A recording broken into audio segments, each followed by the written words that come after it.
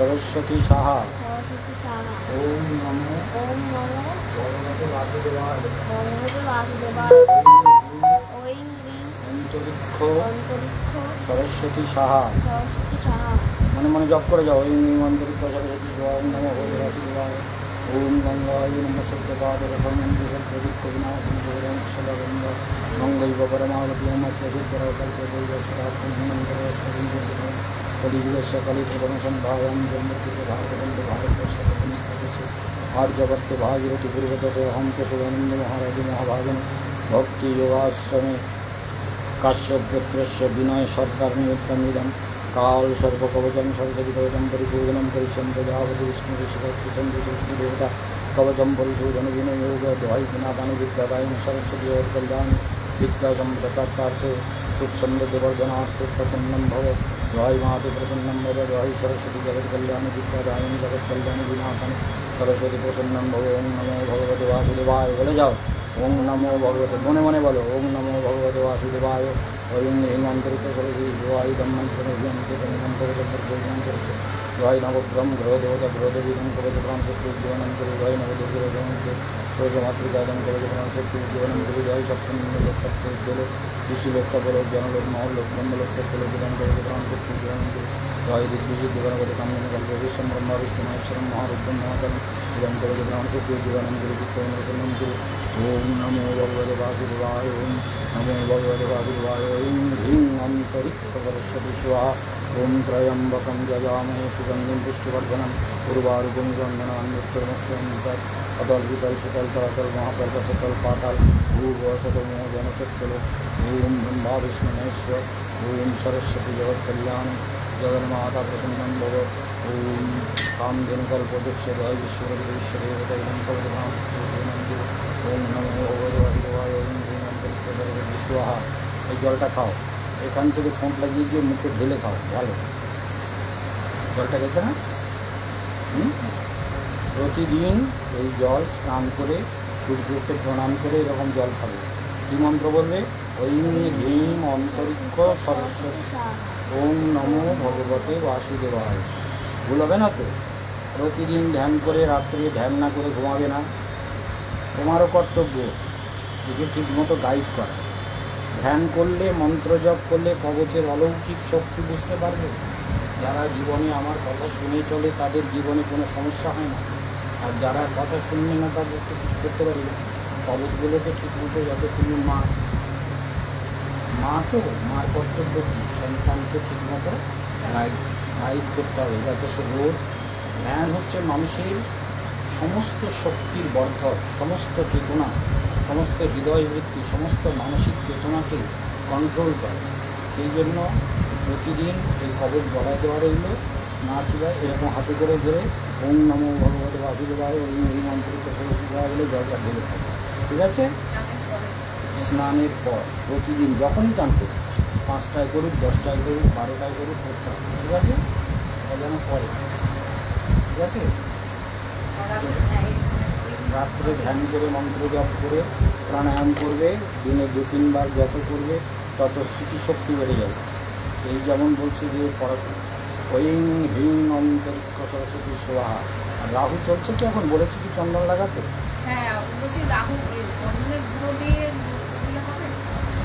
সেটা তো আমি জানি না চন্দনের গুঁড়ো দিয়ে কেন একটু চন্দন ঘষতে পারবে না পাটাটা কিনে নাও একটা দোকান থেকে পাটাটা একটা চন্দন এখানে আছে সাদা চন্দনই লাল চন্দনে হবে না শান্তিরস্তু ভীতিরস্তু শান্তি এই মহারাজ দাদুর কথা শুনলে সব ভালো হবে বুঝেছ তা না হলে পিঠের চামড়া তুলে নেবো ডুবডুবি বানাবো নিয়ে চলে যাবো বলে দিই বুঝতে পেরেছো ভালো করে ধ্যান না করলে তখন দেখবো মহারাজ তোমার নিয়ে চলে যাচ্ছে মা আমি যাবো না মা বলুক আর ঠাকুরটা বলুক আর ঠাকমা বলুক আমি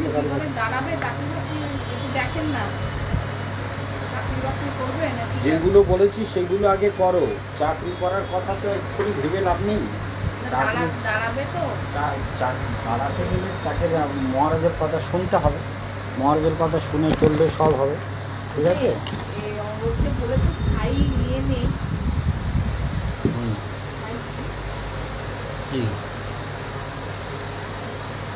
পড়নি ভালো করে? কি পড়েছো? বৃহস্পতি অষ্টমে বলে গৃহের স্থায়িত্ব, গৃহ সম্পদ স্থায়ী হবে না, মানে কোনো জায়গায় মন টিকতে চাইবে না, এরকম ও গৃহ সম্পদ এরকম প্রবলেম নিয়ে জন্মেছে। অষ্টমে মঙ্গল চলে গেছে, অষ্টমে বৃহস্পতি চলে গেছে।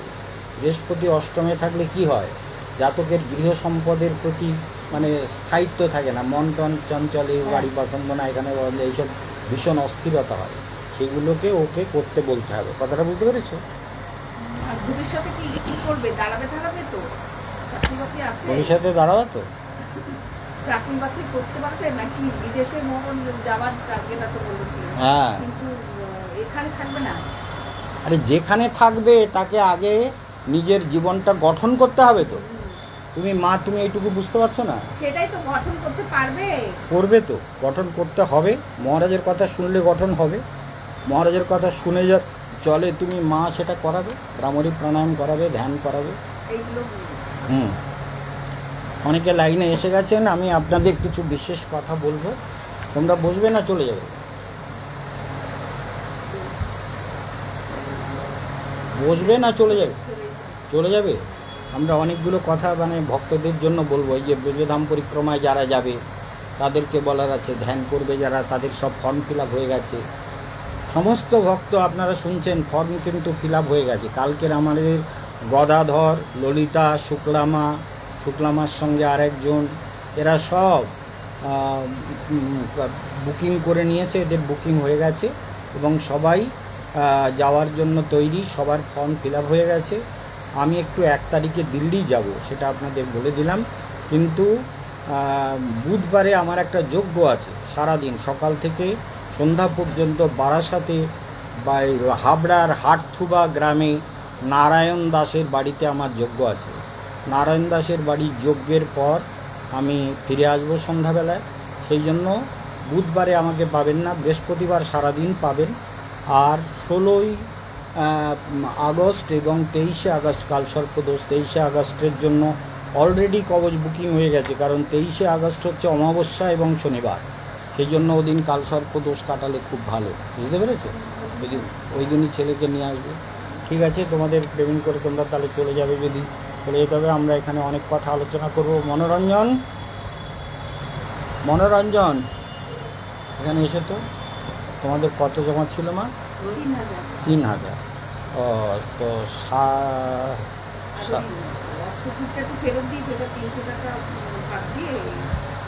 আচ্ছা, কোনটা ফেরত? আচ্ছা ঠিক আছে, ওটা ফেরত দিয়েছে তো? 4, 5, 6 দুটো কবচ, তোর দুটো কবচে হচ্ছে টোটাল 7600। হ্যাঁ, একটা 200 আর একটা 3800, হ্যাঁ 7000। 7000 আর 4000 বাকি ছিল, 300 টাকা, 3700। ঠিক আছে, ঠিক আছে, হ্যাঁ ওর ওই প্রজাপতি কবচ আছে তো। তাহলে আমরা এখানে কিছু বিশেষ কথা আলোচনা করব সবার জন্য, আপনারা মন দিয়ে শুনবেন। সেগুলো হয়ে গেছে মা, তাহলে ও তো ওদের প্রসাদ দিয়ে চলবে। যদি বসতে চাও বসো, ভালো কথা শুনতে চাও যদি বসো। কত 20 মিনিট। আমাদের কিছু মায়েরা দমদম থেকে এসেছে, বাচ্চাকে কবচ পরানো হলো, আপনারা দেখলেন। এবার আমরা কিছু কথা আপনাদের বলবো। দেখুন, নানান রকম কথা জগতে আপনারা শোনেন, আর এই জগৎটা চলে কিন্তু কথার উপর। কথা যদি আমরা সবাই হিসেব করে বলি, শাস্ত্র বলছেন, বেদ বলছেন, বেদের বিখ্যাত মন্ত্র ওম ভদ্রম কর্ণহে, মানে কানের দ্বারা ভদ্র কথা শোনো। বোঝা গেল? কানের দ্বারা ভদ্র, অভদ্র কথা, পরনিন্দা পরচর্চা দিয়ে, পরনিন্দা পরচর্চা শুনলে কি হয়? মন মলিন হয় না? পরের নিন্দা যদি তুমি করো, তাহলে সেই নিন্দাটা তো তোমাকে ভাবতে হবে, আগে ভাবতে হবে, ভেবে তারপরে তুমিও সামনে বসো, তোমার দিকে ঘুরতে হচ্ছে, এইদিকে বসো তো, ওই চেয়ারটা না, এই যে একটা চেয়ার, এটা সরিয়ে দিয়ে ওখানে বসো, তাহলে সামনে বলতে সুবিধা হবে, এখানে বসো, সামনে বসো। হ্যাঁ, তাহলে মনে রাখতে হবে যে আমাদের জীবনে পরনিন্দা পরচর্চা করতে নেই। চৈতন্য মহাপ্রভু বাংলাতে জন্মেছিলেন, তিনি সরলভাবে এমন সুন্দর সুন্দর কথা বলে গেছেন যে মানুষ কি করে সুন্দর হয়। যেমন রাজনীতিক নেতারা প্রতিনিয়ত রং বদলায়, রূপ বদলায়, কথা বদলায়, সুযোগ মতন কথা বলে, তারপর আর এক রকম কথা বলে। লজ্জা শরম কিচ্ছু নেই ওদের, লজ্জা দোকান কাটা, ওদের কোনো লজ্জা হয় না, সত্যি কথা না? এই জন্য আমরা যদি আমাদের জীবনের সেই কথাগুলো মনে রাখি যে আমরা এগুলো করব না। কি করব না? বলে আমরা এরকম ব্যর্থ কথা শুনবো না। মহাপ্রভু বলছেন গ্রাম্য কথা না শুনিবে, গ্রাম্য বার্তা না কহিবে। কাদের বাড়ি কি হয়েছে, আমার কিছু লাভ হবে শুনে? লাভ হয় না, কিন্তু লোকে চর্চা করে। কাজ নেই তো, আজকাল বাড়িতে কাজ নেই, মায়েরা ঘর মোছার লোক চাই, বাসন মাজার লোক চাই, বা মশলা বাটবে না গুঁড়ো মশলা চাই। আগে মায়েদের হার্ট অ্যাটাক করতো না, এখন মায়েদের হার্ট অ্যাটাক করে। কেন বলো তো? ওই মশলা বাটতে গেলে যে বুকের ব্যায়ামটা হতো, হার্টের ব্যায়াম, সেটা হচ্ছে না। ঘর মুছতে গেলে যে ব্যায়ামটা হয় সেটা হচ্ছে না। তারপরে পরিশ্রম করলে যে ব্যায়ামটা হয় সেটা হচ্ছে না। পরিশ্রম তো করছে না, বাড়িতে সারাদিন বসে বসে গল্প করা আর ফোন দেখা। ফোন একটা ব্যায়াম, মানে এই যুগে ফোন একটা মহা ব্যায়াম। ফোন যেমন আমরা ভালো কাজে লাগাই, প্রতিনিয়ত ভালো কাজে লাগাই, কিন্তু বেশিরভাগ লোক কি করে, ফোনটাকে ভালো কাজে লাগায় না, যার ফলে ওই নানান রকম কুবুদ্ধি কুচিন্তা ভেতরে আসছে। সেদিন বৃন্দাবনে একজন সাধু বাবা আছে, জানেন তো, খুব নাম আছে ওই আমাদের সেই সাধু বাবা। মানে সবাই রাত্রে দুটোর সময় তার সঙ্গে দেখা করতে হয়, নাহলে তিনি দেখা করেন না। দুটোর সময়, রাত 2টোর সময়। তো তিনি হিত হরি বংশের সাধু, নামটা সবাই জানে, ওই প্রায় হরিকথা বলেন। সেদিন বলছে যে একটা 12 বছরের ছেলে বলছে যে সে হস্তমৈথুন করে। হস্তমৈথুন, 12 বছরে হস্তমৈথুন করার প্রবৃত্তি কি করে হচ্ছে? 12 বছর বয়সে সাধু। সে গিয়ে নিজে বলছে, কনফেস করছে ওনার কাছে, তার মুখটা দেখায়নি, কিন্তু প্রেমানন্দ মহারাজ তিনি বলছেন। তারপরে আজকের যুগে, কালকের আমাদের এক সাধু, সেও বৃন্দাবনে থাকে, গৌরী গোপাল আশ্রম, বিরাট আশ্রম করেছে, 250-300 মায়েদের সে ওই ফ্রিতে থাকা খাওয়া সব ব্যবস্থা করে, এবং সঙ্গে সঙ্গে গরুর সেবা, বাঁদরের সেবা সকালবেলা সব করে, গৌরী গোপাল আশ্রম। তো সেও বলছে যে মেয়েরা যদি মানে তাদের কামনা বাসনা তো আছে, তো মেয়েদের মধ্যে কি হয়, 16 বছর বয়স পৌঁছতে আসলে 13 থেকে শুরু করে কামনা বাসনা, টিন এজ, সায়েন্টিস্টরা রিসার্চ করে বলছেন টিন এজ ভেরি ডেঞ্জারাস। মানে 13 থেকে 19, তোমার বাচ্চা জগতের সব ছেলে মেয়ের জন্য 13 থেকে 19, 20তে গিয়ে কিছু ম্যাচুরিটি আসে। তো 13 থেকে 19 এই সময়টা তারা তো ম্যাচুরিটি আসে না, তাদেরকে যে যা ভালো বোঝায়, বলে অমুক জায়গায় চলো, বিদেশে নিয়ে যাই, তোমার সৌদি আরবে তুমি একদম রানী হয়ে থাকবে, সোনা, সে দেশে তো রাজা গাড়িতে, সোনার গাড়িতে চলে, সোনার সম্পদ, সোনা অনন্ত সোনার সম্পত্তি। তো সেই সব মেয়েরা কামনা বাসনা বলে ভোগ ঐশ্বর্য, ওখানে গেলে পূরণ হবে, ওখানে চলে যায়। কি বুঝতে পারছো? তারা কাম চরিতার্থ করবার জন্য, তাদের তো ম্যাচিউরিটি আসেনি, বুদ্ধিটা তো বোঝে না। স্বধর্মে নিধনম শ্রেয়, পরধর্ম ভয়াবহ। স্বধর্মে আমার ধর্ম পালন করতে গিয়ে প্রাণ গেলেও আমাদের যারা শিখ সম্প্রদায়ের, তারা প্রাণ দিয়েছে, কিন্তু ধর্ম দেয়নি। আজকে ধর্মের নামে কত রকম জটিলতা কুটিলতা তৈরি হচ্ছে। ধর্ম তো একরকম মানে খেলার একটা ব্যাপার হয়ে গেছে। ধর্মটা আসলে কি হয়, এই যে তোমার ছেলে, তুমি যদি ছেলেকে গীতার শিক্ষা দাও, একটা মুসলমান কিন্তু তার বাচ্চা জন্মালে তাকে আরবি পড়ায়, কোরআন পড়ায়। আমি নিজে দেখেছি তো, আমার বারাসাতে আশ্রম ছিল, আমার পিছনে মুসলমানদের বাড়ি, তারা বাচ্চাদের ছুটির সময় তাদের মৌলবি রেখে তারা রোজ বিকেলবেলা তাদের ছুটির সময় তাদের ইসলাম ধর্ম নিয়ে পড়াচ্ছে, ইসলাম ধর্মকে পড়ায়। তুমি তোমার বাচ্চাকে কটা গীতার শ্লোক পড়িয়েছো? তুমি তো একটা হিন্দু বাড়ির একটা সুন্দরী মেয়ে, তোমার ছেলেটাও সুন্দর, তাহলে তুমি যদি তাকে প্রকৃত প্রস্তাবে ভালো শিক্ষা না দাও, তাহলে ও জীবনে কি করবে? ভালো শিক্ষাটা তো ওর মাথার মধ্যে ঢোকাতে হবে যে তোমার ধর্ম কি, তোমার পিতা মাতাকে তুমি, মুসলমান তো বলে আল্লাহ ছাড়া আর কারোর মাকে বাবাকে কাউকে প্রণাম করবেন, বন্দে মাতরম বলবেন, এসব তারা করে, কারণ তাদের ওই শিক্ষায় শিক্ষিত। আমি বারবার বলি মুসলমানদের মধ্যেও তো ভগবান আছে, ভগবান সব প্রাণীতে আছে। ঈশ্বর সর্বভূতানাম হৃদ্দেশে অর্জুন তিষ্ঠতি, হৃদয় দেশে ভগবান সবার অন্তরে অন্তর্যামী রূপে আছে।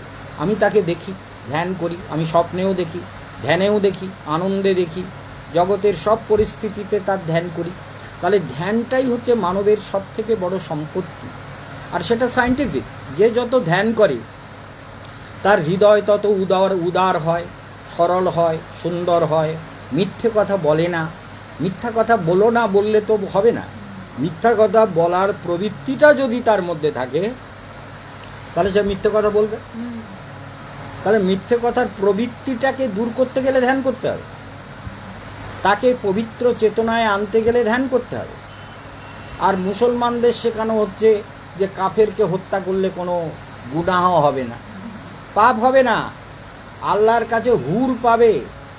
ওরে বাবারে, 72টা হুর, সব থেকে সুন্দরী হুর। তারপরে আবার সেদিন একজন বলছিল বলে সেই হুরের এক একটা লম্বাই হচ্ছে 114 ফুট, 114 ফুট লম্বা হুর, আর বিশাল সুন্দরী।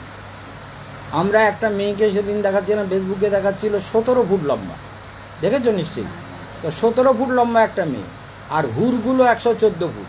তাহলে যারা আল্লাহর কাছে যাচ্ছে তারাও নিশ্চয়ই হুরকে ভোগ করে, তাদেরও 114 ফুট লম্বা হতে হবে, 115 ফুট লম্বা হতে হবে। তাহলে চিন্তা করো, মানবকে এই কাম তৃষ্ণা চরিতার্থ করার জন্য ইসলাম ধর্ম শেখাচ্ছে। আর হিন্দু ধর্ম কি বলছে? সংযত হও। ওরা বলছে ভোগ করবার জন্য আল্লাহর ইবাদত করো, আল্লাহর কাছে গিয়ে এইসব ভোগ পাবে, সুখ পাবে, সুবিধে পাবে, আল্লাহর কাছে গিয়ে সম্মান পাবে, হুর ভোগ করতে পারবে, অনেক কিছু শান্তি পাবে। আর হিন্দু ধর্ম কি বলছে?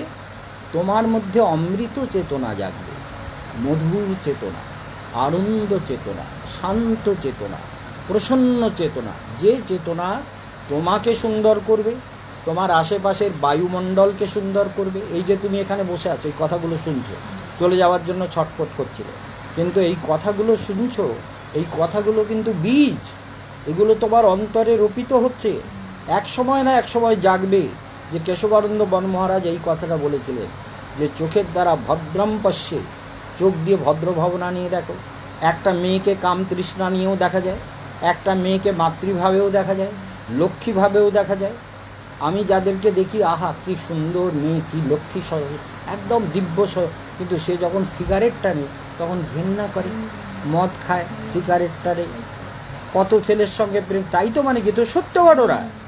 আমাদেরও তো কিছু শিষ্য ভক্ত আছে, তারা পড়াশুনো করে, তারা বলে দাদু কি সুন্দরী মেয়ে, আর সে ওই মদ খাচ্ছে, আর কতগুলো ছেলের সঙ্গে প্রেম করে। ছেলেরা সব ওই মানে ফুল ফুটলে যেমন ভ্রমর গুনগুন করে, তারে ঘিরে সব গুনগুন করতে। একদিন যুগটা এইরকম হয়ে গেছে, অত্যন্ত নোংরা যুগে আমরা, এই জন্য কলিযুগ ধ্বংসের কাল এসে গেছে। নানাভাবে ধ্বংস হচ্ছে, দেখো নানানভাবে মানবের মৃত্যু আসছে, মানব নানান কুচেতনার মধ্যে চলছে। একদিন রাত্রে আমাদের ওই পুরীর থেকে আসছিলাম বোধহয়, সেদিন আমার ফোনটাও হারিয়ে গেল। পুরীর থেকে, হাওড়ার থেকে গাড়ি করেছি, ট্যাক্সি করেছি, করে আসছি, দেখছি ওই আলুপট্টির ভেতর দিয়ে রাস্তাটা খালি, রাত্রে খালি রাস্তা, ওইখান থেকে আসছি, ওখানে দেখি ওই মারোয়ারিরা ওইখানে একটা খুব মানে সাদা ধবধবে চেহারার একটা মেয়ে, আর কতগুলো পুরুষ তাকে ঘিরে দাঁড়িয়ে আছে। ও রাত্রি তখন 1:30-2, তা চিন্তা করো তাহলে সুন্দরী কি করতেছে ওদের সঙ্গে ওই রাত্রে। তাহলে এই পৃথিবীটা এত নোংরা হয়ে গেছে, এত অসৎ হয়ে গেছে, এত অপবিত্র হয়ে গেছে যে মানবকে ধ্যান না শিখলে মানবের জীবনে কিচ্ছু হওয়ার নেই। যতদিন পর্যন্ত আমরা ধ্যান না শিখব, যতদিন ধ্যান মানে কি, ধ্যান মানে ভেতরের চেতনাকে শান্ত করা। স্পাইনাল কর্ড, যেমন তোমার ছেলেকে শেখালাম যে স্পাইনাল কর্ড সোজা করে মন্ত্র জপ করবে, তুমিও করবে, ছেলে করবে, আর আমি করব না। না সেটাই তো। ঐং হ্রিং অন্তরিক্ষ সরস্বতী স্বাহা। ওম, এখান থেকে ওমটা তুলতে হবে, এই নাভির থেকে শুরু করে এখানে পর্যন্ত। ওম নমো ভগবতী বাসুদেবায়। ওম নমো বাসুদেব মানে নারায়ণ, ওই যে শঙ্খ চক্র গদা পদ্মধারী নারায়ণ, দেখতে পাচ্ছ তো? তাহলে নারায়ণকে হৃদয়ে মানে এটা মণিপুর চক্র। সায়েন্স বলছে যেটা একটা ইউনিফাইড ফিল্ড, মানে এটা একটা এমন একটা জায়গা, এই মণিপুর চক্রটা, এখান থেকে দুটো দিক, একটা হচ্ছে নিচের দিক আর একটা ওপরের দিক। উপরের দিকে যখন আমাদের চেতনাটা এখান থেকে টেনে তুলি, তখন আমাদের মধ্যে পাওয়ার জাগে, শক্তি জাগে, প্রসন্নতা জাগে, আনন্দ জাগে, দৈবী শক্তি জাগে, মন সুন্দর হয়, স্বপ্ন সুন্দর। আজকে যেমন রাত্রিতে আমি অপূর্ব সব স্বপ্ন দেখছিলাম, দিব্য স্বপ্ন।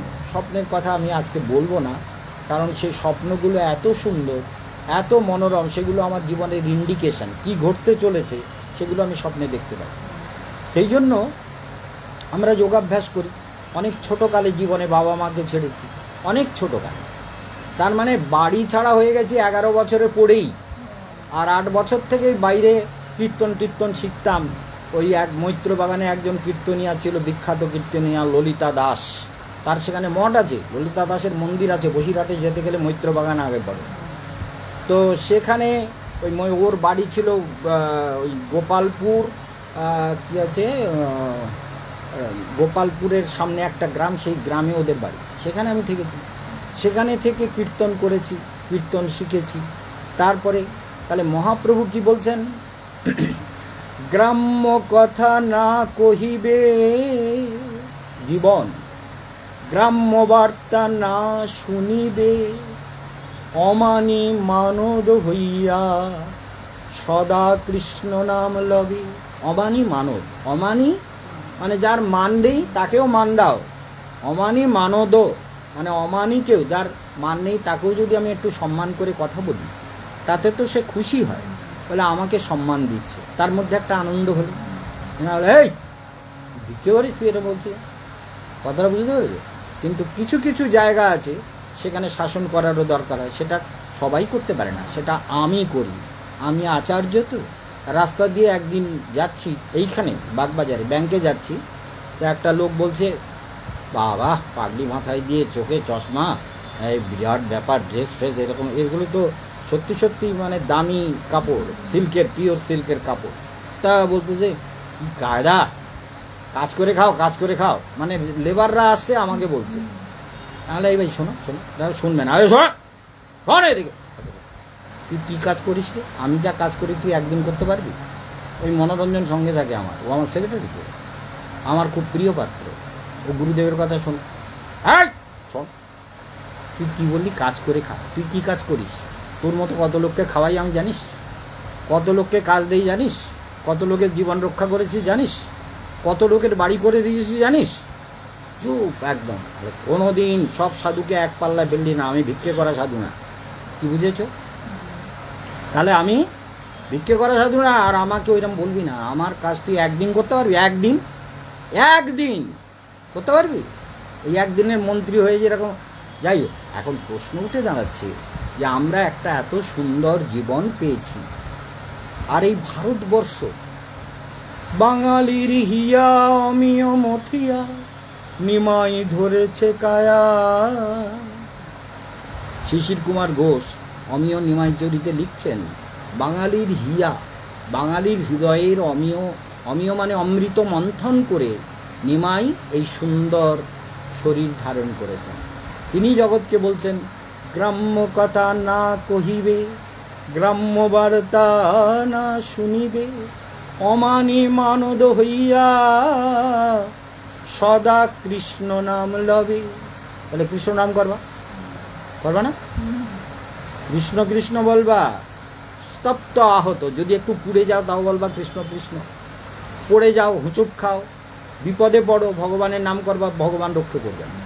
ভগবানের নাম করলে ওং নমো ভগবতে বাসুদেবায়, বলে এই গাড়িটা এরমভাবে আসছে, ওম নমঃ হতে পারছে, হে নারায়ণ আমাকে রক্ষা করো। দেখবে ঠিক রক্ষা করার একজন এসে গেছে, কোনো না কোনোভাবে রক্ষা করবে।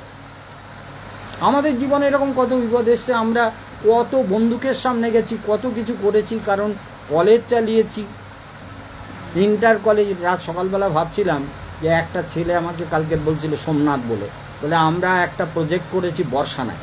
তা আমার মনে মনে হচ্ছিল বর্ষানায় করেছে, আমাদের তো নন্দগ্রামে ইন্টার কলেজ আছে, নন্দগ্রামে ইন্টার কলেজ আছে, বৃন্দাবনে পোস্ট গ্রাজুয়েট কলেজ আছে, কমার্স কলেজ আছে, ইঞ্জিনিয়ারিং কলেজ আছে, কি মানে কি নেই?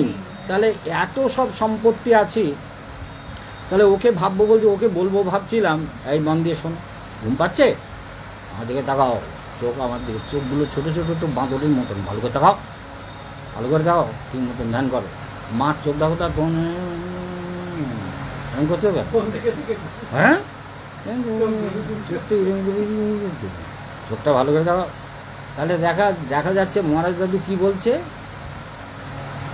জীবে দয়া কৃষ্ণ নাম এই মাত্র চাই, সংসার জিনিতে আর কোনো বস্তু নাই। প্রভু কহে কহিলাম এই মহামন্ত্র, মহামন্ত্র মানে হরে কৃষ্ণ নাম। প্রভু কহে কহিলাম এই মহামন্ত্র, ইহা জপ গিয়া সবে করিয়া নির্বন্ধ। নির্বন্ধ মানে নিয়ম করে, আজ করলাম কাল আর করলাম না। বলে আমার না শরীর খারাপ, তাই আর কৃষ্ণ বলা যাচ্ছে না। বলে কৃষ্ণ বলো, আমি কি অত কথা বলতে পারি? মরে যাচ্ছে তবু কৃষ্ণ বলবে না, অত কথা বলতে পারি সেটা শোনাচ্ছে। কি বুঝতে পারছো? যদি এখন থেকে অভ্যেস না করো তোমারও দায়ী হবে, মরণকালে কৃষ্ণ মনে আসবে না, দুনিয়ার কত সমস্যা মনে আসবে। তাহলে মৃত্যুকালে যদি নর রাম বলে ডাকে, পুষ্পরথে স্বর্গে যায় জম চেয়ে দেখে। তাহলে রাম কৃষ্ণ হরে কৃষ্ণ, প্রভু কহে কহিলাম এই মহামন্ত্র, ইহা জপ গিয়া সবে করিয়া নির্বন্ধ। ইহা হইতে সর্বসিদ্ধি হইবে সবার। কৃষ্ণ কীর্তন যদি সবসময় করো তোমাদের সব সিদ্ধি হবে, সব কাজ সফল হবে। সর্বক্ষণ বলইতে বিধি নাহি, আর বিধি নেই যে আমি কখন করব। মহাপ্রভু চৈতন্যদেব একদিন পায়খানায় গেছেন। মহাপ্রভুর কাছে 5 বছরের একটা ছোট বাচ্চা ছিল, গোপাল বলে, বিখ্যাত শিবানন্দের ছেলে। সে কত হরিনামের ব্যাখ্যা লিখেছে, বহু বই লিখেছেন। তোমরা তো জানো না মা, একটু একটু শেখো। হ্যাঁ, বা এখন তো বয়স হয়ে যাচ্ছে, এখন তো ভাটা পড়বে, তা এখনও যদি না জানো তাহলে কবে জানবো? এই জন্য সে মহাপ্রভু যে গোপাল তুই দাঁড়া, আমি একটু পায়খানা করে আসি। তো এই সমুদ্রের দিকে, তখন তো আর পায়খানা ছিল না, সমুদ্রের দিকে পায়খানা গেছে, গিয়ে জিভটা দুহাত দিয়ে ঠেসে ধরে পায়খানা করতে গেছে। তা পায়খানা করে সৌজ টৌজ করে মহাপ্রভু এসেছে। তখন গোপাল বলছে, প্রভু তুমি জিভটাকে এরকম করে ধরেছিলে কেন গো? ছোট বাচ্চা তো, বাচ্চাদের প্রশ্ন জাগে, ধরেছিলে কেন? বলে জানিস গোপাল, গোপালকে দিয়ে জগৎকে শিক্ষা দিচ্ছেন ভগবান চৈতন্যদেব। বলে জানিস গোপাল, আমার এই জিভটা না দুষ্টু। বলে কি দুষ্টু? বলে সবসময় কৃষ্ণ কৃষ্ণ বলে, কৃষ্ণ কৃষ্ণ বলে নাচে, তাই ধরে রেখেছে, একদম পায়খানা করার সময়টায় যাতে না বলে তাই ধরে রেখেছে। বলে কেন প্রভু? যদি পায়খানা করতে করতে একটা লোক মরে যায় তাহলে হরিনাম করতে করতে মরবে না? বলছে গোপাল আজ থেকে তুই আবার গুরু, তার নাম হলো গোপাল গুরু গোস্বামী। মনে থাকবে গল্পটা? মনে থাকবে তো? গোপাল গুরু গোস্বামী কি করে নাম হলো? মহাপ্রভু চৈতন্যদেব নাম দিলেন। মহাপ্রভু বলছেন, ইহা হইতে সর্বসিদ্ধি হইবে সবার, সর্বক্ষণ বলইতে বিধি নাহি আর। কি স্বপনে, কি শয়নে, কিংবা জাগরণে, অহর্নিশি, এই হাই তুলবি না, অহর্নিশি চিন্ত কৃষ্ণ বলহ বদনে। অহর্নিশি কৃষ্ণ বলহ বদনে, অহর্নিশি চিন্ত কৃষ্ণ বলহ বদনে। সংসারটা কেমন বলে দেখো, জীব নিত্য কৃষ্ণ দাস তাহা ভুলি গেল। বাংলায় বলছি, আজ সংস্কৃত বলছি না তোমাদের জন্য। জীব নিত্য কৃষ্ণ দাস তাহা ভুলি গেল, এই দোষে মায়া তার গলায় বান্ধিল, মায়ার দাস হইয়া তার লাথি খায়। মায়ার দাস হয়ে তার লাথি খাচ্ছে। আজকের এই দুঃখ, কাল ওই দুঃখ, কাল ব্যারাম, কাল ডাক্তার দেখাতে হবে, পরশু ডাক্তারের ওষুধ খেয়ে রিয়াকশান করে গেছে। ডাক্তার যদি উল্টোপাল্টা ট্রিটমেন্ট করে, এই আমার গায়ে সব র্যাশ বেরিয়ে গেছিলো, এই সব র্যাশ, লাল লাল র্যাশ বেরিয়েছে, ওষুধ উল্টোপাল্টা খাওয়াচ্ছে। প্যাঙ্ক্রিয়াসের রোগ ধরে আর ক্রেয়ন ক্যাপসুল খাওয়াচ্ছে 25,000 পাওয়ারের 3টে করে, রোজ 75,000 ক্রেয়ন ক্যাপসুল খাওয়াচ্ছে, অথচ আমার প্যাঙ্ক্রিয়াসে কোনো প্রবলেম হয়নি। তাহলে কী হচ্ছে? ডাক্তার যদি রং ট্রিটমেন্ট করে, আর রং ট্রিটমেন্ট হয় কাদের? যাদের লগ্নে বুধ থাকে। আমার লগ্নে বুধ রবি বসে আছে, মানে আমার জন্ম হয়েছে বুধাদিত্য যোগে। বুধ এবং আদিত্য, সূর্য এবং বুধ আমার লগ্নে বসে আছে। সেই জন্য আমার বুদ্ধি এত প্রখর, এত তীব্র, এত স্মৃতিশক্তি। আমার গুরুদেব বলতেন কেশবানন্দ একাধারে বড় বক্তা, কেশবানন্দ বড় শ্রুতিধর, কেশবানন্দ বড় রাইটার। কবিতা লিখতাম, গুরুদেব অবাক হয়ে যেতেন আমার কবিতা দেখে। তাহলে মনে রাখবে, তাহলে আমাদের জীবনটা কেন পেয়েছি? জনম লোভেছ কৃষ্ণ ভজিবার তরে, কৃষ্ণ না ভজিন দুঃখ কহিব কাহারে। কৃষ্ণ ভজনের জন্য জীবন পাওয়া গেছে, যদি তারই ভজন না হলো। ভগবানের জগতের জন্য কত কাঁদে। ছেলের জন্য বলতে আমার ছেলেটা চাকরি হবে, মহারাজ বলুন না, পায়ে দাঁড়াবে, এত চিন্তা করছো। কিন্তু ভগবানের উপরে ভরসা করো, সব হবে। ধ্যান করলে সব হবে। মহারাজের কাছে ভাগ্য বিচার করেছো, মহারাজ যা যা বলেছেন সেগুলো করলে জীবন বদলাবেই বদলাবে। কারণ কর্মের দ্বারা বদলাতে হবে। তো কর্মের দ্বারা না বদলালে তুমি কি দিয়ে বদলাবে? জবরদস্তি বদলাবে না। কবচটা পড়িয়েছ, কবচের নিয়মগুলো পালন করাতে হবে, ধ্যান করাতে হবে। তাহলে এই জীবনটা তো পেয়েছো ভগবানকে ভজন করার জন্য। সেটাই যদি না হয়, জীব নিত্য কৃষ্ণদাস তাহা ভুলি গেলা, এই দোষে মায়া তার গলায় বান্ধিলা। তারপর পিশাচি পাইলে যেমন মতিচ্ছন্ন হয়, মায়াগ্রস্ত দিবে জীবের জানি সে ভাব উদয়। কি বুঝলে? পিশাচি, পিশাচি মানে ভূত পেলে সেসব ভূতের পরিচয় দেয়। বলে তুই কোথায় থাকি? বলে আমি অমুক জায়গায় ছিলাম, আমাদের চালান করে পাঠিয়ে। কত আমরা বাস্তব দেখেছি, তোমরা শহরে এখনো বুঝতে পারো না। গ্রামাঞ্চলে কত ভূত ধরে, কত ভূত ছাড়িয়েছি। এক বাড়িতে, আমার গ্রামে এক বাড়িতে একটা মেয়েটার নাম লক্ষ্মী, সেও এখন বুড়ো হয়ে গেছে। তো আমি আশ্রম থেকে গেছি, তো তার মা বলছে বাবা একটু আমাদের বাড়িতে চরণধুলি দেবেন, আসুন না। আমি কাকিমা বলি, কিন্তু সম্পর্কে মানে গ্রাম্য সম্পর্কে কাকিমা বলি। তো সে কাকিমা খুব ভক্ত লোক, সেই কাকুও খুব ভক্ত লোক। তার নাম শৈলেন পাত্র। তার ছেলেরা, তার ছেলে শান্টু, তার ছেলে হচ্ছে সমরেশ। সমরেশ আমাকে কাঁধে করে লঞ্চে তুলেছে। ওখানে কাদা বলে বলে মহারাজের পায়ে যেন কাদা না লাগে, আমি কাঁধে করে তুলে দেবো। সে লম্বা চওড়া খুব, সে আমাকে কাঁধে করে লঞ্চে তুলে দিয়েছে। তার ছেলে স্বপন, তার ছেলে তপন, তার ছেলে শম্ভু, তার ছেলে শান্টু, এরা সব ভাইগুলো ভীষণ ভালো। বাড়িতে তাদের প্রতি মানে ঠাকুরের উৎসব আদি সব কিছু তারা করে। তা যাই হোক, তার বোনকে ভূতে ধরেছে। ভূতে ধরেছে কে? বাংলাদেশ থেকে ওই শৈলেন পাত্রর কাকা এসেছিল। ওদের ওই নৌকো পারাপারের ওদের সব ডাক নেয়, ওরা ঘাট ডাক নেয়। ওরা পাটনি, পাটনি মানে নৌকো পার করে যারা। পাটনি শুনেছো তো? পাটনি মানে যারা নৌকো পারাপার করে, পার করে। তা ওই পাটনি সেই বুড়ো ছিল, সেই ঠাকুরদাটাকেও আমি দেখেছি। আর সে মরে গেছে।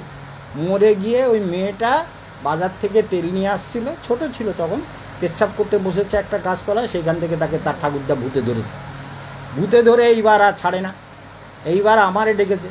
আর যেই আমি গেছি সেই বলছে মা ঠাকুর এসছে, ঠাকুর এসছে, ঠাকুর এসছে। মেয়ে ভালো হয়ে গেছে। চিন্তা করো, জন্মগত শক্তি নিয়ে আমরা জন্মেছি। এই জন্য মনে রাখতে হবে যে মহারাজের মধ্যে দৈবী শক্তি, সব উপদেবতা সব আমার সঙ্গে থাকে। আমি যাকে ডাকি সে আসবে। সেই জন্য আমাকে প্রশ্ন করা নয়, আমি যে উপদেশগুলো দিচ্ছি, তোমার ছেলের পিছনে এতক্ষণ খাটলাম কেন? যাতে ওকে ভালো করতে পারে, যাতে তুমি সারা জীবন মনে রাখো যে আমার ছেলেটাকে মহারাজ আশীর্বাদ করে বলেছেন, সেগুলো শুনে আমার ছেলে ভালো হয়ে গেছে। সবাই এসে যদি বলে তাহলে মহারাজের আনন্দ হবে, আর যদি না বলে তাহলে মহারাজেরও দুঃখ হবে। তো ওই জন্য তোমাকে ধমকাচ্ছি কেন? বলে না, কোনো কথা না, মহারাজের কথা শোনাও, সেইটা বড় কথা। কথাটা বুঝতে পেরেছো? ভালো মন্দ জগতে সব আছে, থাকবে, তাই না? কখনো বর্ষা হবে, কখনো রোদ হবে, কখনো খুব গরম পড়ে, নানান সমস্যা। এই ওদিকে মার দিকে তাকাচ্ছি কেন? আমার দিকে তাকা। আমার দিকে তাকা, মার দিকে তাকিয়ে গিয়ে মা কি এখন দুধ খেতে দেবে? তাহলে কর বস, তাহলে ভালো করে বোঝো। তাহলে দেখা যাচ্ছে কি, পিশাচি পাইলে, ভূত ধরলে যেমন ভূতের পরিচয় দেয়, আমি অমুক জায়গায় ছিলাম, অমুক গাছে ছিলাম, ও পেচ্ছাপ করতে বসেছিল তখন ওর মধ্যে ঢুকেছি, ইত্যাদি ইত্যাদি বলছে। মায়াগ্রস্ত জীবের জানি সে ভাব উদয়, আমি নিত্য কৃষ্ণ দাস, আমি নিত্য কৃষ্ণ দাস, কৃষ্ণের সেবক জীব, কিন্তু কৃষ্ণ নিত্য দাস তাহা ভুলি গেলা, এই দোষে মায়া তার গলায় বাঁধিলা। পরিণাম, কৃষ্ণ বহির্মুখ হইয়া ভোগ বাঞ্ছা করে, ভোগ বাঞ্ছা করে, নিকটস্থ মায়া তারে জাপটিয়া ধরে। ভূত প্রেতগুলো ঘুরছে তো, সুযোগ পেলেই জাপটে ধরবে। হাজার গল্প আছে, সব গল্প বলে লাভ নেই তো, জাপটিয়া ধরে। তাহলে প্রভু আর কি করে, সংসার ভ্রমিতে কোনো ভাগ্যে কেহ তরে, নদীর প্রবাহে যেমন কাষ্ঠ লাগে তীরে। সারদা নদীতে কাঠ কেটে ফেলে দেয়, আর 2 মাইল অন্তর অন্তর লোক দাঁড়িয়ে আছে, কাঠ সব ওই সারদা নদীতে করে আসে, লোক সব ধরে নেওয়ার জন্য লোক আসে, কোনোটা যাতে কেউ নিতে না পারে, দামি কাঠ। তা এই সংসার পথটা এইরকম, কালের স্রোতে জীব বয়ে যাচ্ছে, কখনো কখনো ভাগ্যক্রমে সুন্দর ইচ্ছা জাগে। যেমন আজকে তুমি মহারাজের কাছে কথা শুনছো, এগুলো যদি ভাবো তোমার ভেতরটা সুন্দর হয়ে যাবে, হতে বাধ্য, কারণ এই কথাতে পাওয়ার আছে। সেই জন্য কভু স্বর্গে উঠায়, কভু নরকে ডুবায়, দণ্ড জনে রাজা যেন নদীতে চুবায়। অপরাধী ব্যক্তিতে রাজা যেমন চুবায়, তেমনি সংসার কখনো রোগের যন্ত্রণায় ছটফট করছে, আমার ক্যান্সার হয়েছে, আমি আর বাঁচব না। কত ঘটনা, আমার কথা শুনবে, সব হোয়াটসঅ্যাপে নিয়ে নেবে, দেখবে যে মহারাজের কথা শুনলে জীবন বদলে যাবে। দণ্ডজনে রাজা যেন নদীতে চুবায়, এইরূপ সংসার ভ্রমিতে কোনো ভাগ্যবান জীব। সংসার ভ্রমণ করতে করতে দেখো আজ তোমার ভাগ্যের উদয় হয়েছে। সংসার ভ্রমিতে কোনো ভাগ্যবান জীব, গুরু কৃষ্ণ প্রসাদে পায় ভক্তিলতার বীজ। ভক্তিলতার বীজ গুরুদেব রোপণ করে দিলেন, তুমি দীক্ষা নিলে, গুরুদেব বললেন এবার এই মন্ত্র জপ করো। ভক্তিলতার বীজ মালি হইয়া সেই বীজ করে আরোপণ। বীজটাকে তো মাটিতে পুঁততে হবে। মালি হইয়া সেই বীজ করে আরোপণ, শ্রবণ কীর্তন জল করয়ে সেচন। উপজিয়া বাড়ে লতা ব্রহ্মাণ্ড ভেদি যায়, বিরজা ব্রহ্মলোক ভেদি পরব্রহ্ম পায়। তদুপরি বাড়ি যায় শ্রী বৃন্দাবন, কৃষ্ণচরণ কল্পবৃক্ষে করে আরোহণ। কৃষ্ণের চরণে পৌঁছে যায়, আর মায়া নেই, আর দুঃখ নেই, আর জন্ম মৃত্যু জরা ব্যাধি নেই। জীব তখন অমৃতত্ব লাভ করে, অমৃতময় ভগবানের চরণে গিয়ে চির অমৃত চেতনায় তার সেবায় জীবনকে উৎসর্গ করে। তাহলে প্রতিদিন যদি ধ্যান করি, মহারাজের কথাগুলো যদি ভাবি, আমাদের জীবন বদলাবে। তাহলে বারবার শুনতে হবে। তোমার ফোনে দেখো যে প্রোগ্রাম যাচ্ছে, তুমি এখনই সাবস্ক্রাইব করো, ওই প্রোগ্রামগুলো শুনবে রোজ, বুঝতে পেরেছ? প্রতিদিন শুনবে, যে মহারাজের বক্তৃতা শুনলেই জীবন সুন্দর হয়ে যাবে। টাকা পেলে সুন্দর হবে না। তুমি 5 কোটি টাকা পেয়ে গেলে লটারি, তো লটারি পেয়ে গেলে আর এক যন্ত্রণা, ওরে বাবা আমি 5 কোটি টাকা পেলাম, তার থেকে আবার 1.5 কোটি টাকা সরকার ট্যাক্স নিয়ে নেবে। মানে 5 কোটি ছিল না তখন দুঃখ ছিল না, এখন 1.5 কোটি নেবে, সেটাই দুঃখ। এবার ওই লোকটা যে টাকাটা পেলো, ওর পেছনে ট্যাক্স লেগে গেল, কিন্তু এবার ওই টাকার হিসেব দাও, এবার ওই রাখো, চার্টার্ড অ্যাকাউন্টেন্টের কাছে অ্যাকাউন্ট সাবমিট করো, মানে সে আর এক যন্ত্রণা। হবে না? হবে তো নাকি মিথ্যে কথা বলতে পারো? তাহলে সংসার এইরকম, মায়াগ্রস্ত জীবের জানি সেভাবে। তাহলে এই মায়ার কবলে পড়ে আমরা যে এত দুঃখ পাই, সেই দুঃখের থেকে মুক্তির পথ কি? সাধুর কাছে গিয়ে ভগবানের কথা শ্রবণ, মনন, নিদিধ্যাসন, ধ্যান করা, ভালোবেসে ভগবানকে ধ্যান করবে। এক সময় বরকে প্রেম করে বিয়ে করেছে না, দেখে শুনে বিয়ে করেছে, দেখে শুনে প্রেম করে। তাহলে প্রেম করে যখন বিয়ে করেছে তখন দিনরাত তো বরের কথাই মনে হতো, ছেলেটার কথাই মনে হতো, ভগবানের কথা মনে হতো না। এখন আর কতদিন প্রেম করবার? এবার তো ভগবানের সঙ্গে প্রেম করতে হবে। জগতের সঙ্গে প্রেম করলে ও প্রেমে তো ভাটা পড়ে, তাই না? বর তখন দেখা গেল বয়স হয়ে গেছে, বউয়েরও বয়স হয়ে যাচ্ছে, তখন আর কেউ কাউকে অতটা আর অ্যাট্রাকশান নেই, মোহ চলে যাচ্ছে। তখন দুজনের প্রতি অ্যাট্রাকশান কম, তখন আরও কত কিছু ইচ্ছে হয়। তো এই যে উল্টোপাল্টা ইচ্ছে, তাহলে কি করতে হবে? এমন একটা সুন্দরী মেয়ে, তোমার ভেতরটা সুন্দর হতে হবে, হৃদয় যদি সুন্দর হয়। হৃদয় পীড়িত যার কৃষ্ণ চিকিৎসকতা। সবাই দেখো, এই আমাদের সুন্দরী মায়েরা এসেছে, ভালো করে দেখে নাও। এরা এই যে, আর এই যে পুচকে, এই মুখ কত গোমড়া করে রেখেছি, কেন মুখ গোমড়া রূপ, হাঁস একটু হাঁস, হাঁস একটু ভালো করে হাঁস না, হাসলে দাঁত ভেঙে দেবো। সেই জন্য মহারাজের কথা শুনে চলতে হবে, সবাইকে ধ্যান করতে হবে, মন্ত্র জপ করতে হবে। আর বৃন্দাবন পরিক্রমায় যদি যেতে পারো তার জন্য চেষ্টা করবে। সবাইকে বলবে প্রতি বছর আমার পরিক্রমা হয়। হ্যাঁ, আগামী বছর পরিক্রমার ডেট পড়েছে তোমার ওই এতে, তারিখটা পড়েছে 11ই নভেম্বর, 15ই নভেম্বর থেকে পরিক্রমা স্টার্ট হবে। 15ই নভেম্বর থেকে 28শে নভেম্বর বোধহয় পরিক্রমা চলবে। তাহলে এই সুন্দর তপভূমি নর্মদা যাব, অমরকণ্টক যাব, কত তীর্থ সব, ওঙ্কারেশ্বর যাব, তারপরে ওই এতে যাব আমাদের ওই যেখানে উজ্জয়িন, মহাকালেশ্বর, সব জায়গায় যাওয়া হবে। অমরকণ্টক, যেখানে রেবা, শিবের কন্যা রেবার যেখানে উৎপত্তি, অমর কথা যেখানে রেবা শুনেছিলেন। বৃন্দাবনে আমাদের ভাগবত শুরু হবে, সব সাবস্ক্রাইব করে নাও, সব প্রোগ্রাম দেখতে পাবে। আর দেখলেই জীবন সুন্দর হবে। দুনিয়ার ফোন তো দিন রাত হাত ছাড়া হয় না, তাহলে ফোনে যদি ভগবানের কথা শোনো তাহলে বুদ্ধি সুন্দর হবে, আর দুনিয়ার বাজে কথা শুনলে বুদ্ধি মলিন হবে। জানো তো, রঘুনাথ দাস বলেছিলেন, এই কথাটা মনে রাখবা। রঘুনাথ দাস যখন বাবা রঘুনাথ দাসকে বাড়িতে রাখতে পারলেন না, জমিদারের ছেলে, তখনকার দিনে 3.5 লক্ষ তাদের জমিদারি ট্যাক্স ছিল, বর্ধমান টান সব তাদের এতে ছিল। তো মহাপ্রভুর কাছে চলে গেছেন পুরীতে। বাবা অনেক চেষ্টা করলেন, ছেলে তো বাড়ি থাকবে না, তা ছেলে চলে গেছে মহাপ্রভুর কাছে। গিয়ে কী করে, তৈলঙ্গি গাভীকে, মানে তামিলের যেসব গাভী অনেক দুধ দেয়, ওই গাভী আছে জগন্নাথের, সেই গাভীকে যেগুলো প্রসাদ বিক্রি হয় না ঢেলে দেয়, গাভী খাওয়ার পরে যেগুলো ধুয়ে বের করে দেয় ড্রেন দিয়ে, ওইগুলো উনি তুলে নিতেন, জমিদারের ছেলে, সেইগুলো ধুয়ে খেতেন। মহাপ্রভু একদিন নিজে গিয়ে খাচ্ছিলেন। তারপরে সে অনেক ঘটনা, তার রঘুনাথ দাসকে সেবা করার জন্য তার বাবা 4 জন ব্রাহ্মণ, টাকা পয়সা লোকজন সব পাঠিয়েছে যে আমার ছেলের যাতে ওখানে কষ্ট না হয়। ছেলে যা বলে, সাধু ব্রাহ্মণকে যা খাওয়াও, আমার তো একটাই ছেলে, আর কেউ নেই, তাহলে এই সম্পত্তি হবেটা কি, ছেলের কাজে লাগুক। তো পাঠিয়েছে। আর ছেলে কি বলছে বলো তো, বলে দেখো বাবার একটা পয়সা তো আমি নেবো না, তবে তোমরা সাধুদের খাও। বিষয়ীর অন্ন খাইলে মলিন হয় মন। বাবা বিষয়ী লোক, বিষয়ীর অন্ন খাইলে মলিন হয় মন, মলিন মনে না হয় কভু শ্রীকৃষ্ণ ভজন। মন মলিন হয়ে গেলে কৃষ্ণ ভজন হবে না। মলিন মনে না হয় কভু শ্রীকৃষ্ণ ভজন, মনে থাকবে কথাটা। এই যেমন বলরাম বসুর বাড়িতে রামকৃষ্ণদেব খেতে যেতেন, ওরও সন্তান ছিল না। উনি বলতেন বলরাম বসুর অন্ন পবিত্র অন্ন, এর অন্নে কোনো পাপ নেই, এর অন্ন আমার খেতে ভালো লাগে। বলরাম বসুর বাড়িতে রামকৃষ্ণ, এই যে বলরাম বসুর বাড়ি দেখেছো তো, এই রাস্তার মাঝখানে বাড়ি তো, মাঝখানে যে বাড়িটা, ওইটা বলরাম বসুর বাড়ি। ওই বাড়িতে রামকৃষ্ণদেব খেতেন। চিন্তা করো, তাহলে বলরাম বসু, ওই গিরিশ ঘোষের বাড়ি, বলরাম বসুর বাড়ি তার পাশে, তো সেই জন্য বলরাম বসুর বাড়িটা এখন রামকৃষ্ণ মঠ হয়েছে।